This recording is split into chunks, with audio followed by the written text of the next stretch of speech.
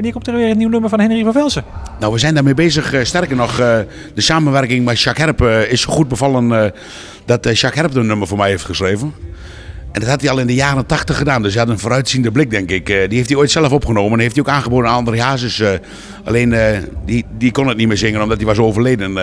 Dus we hebben een werkbandje gemaakt en ja, ik ben er helemaal weg van. Heel mooi nummer. Echt een nummer die Jacques Herp ooit zelf een keer op een singeltje heeft gezet, een vinylsingeltje.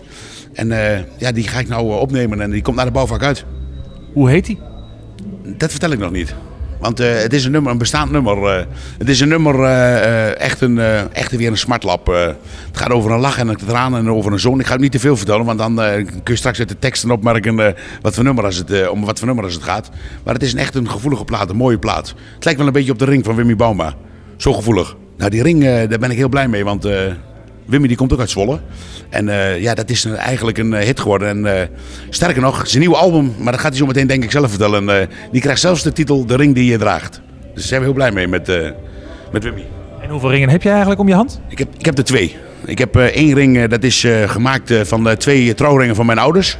Daar hebben we initiale VV in laten maken. En dit is de trouwring van mijn lieve vrouw Yvonne. Alleen zij draagt hem zelf niet, want ze houdt niet van goud. Dat is jammer.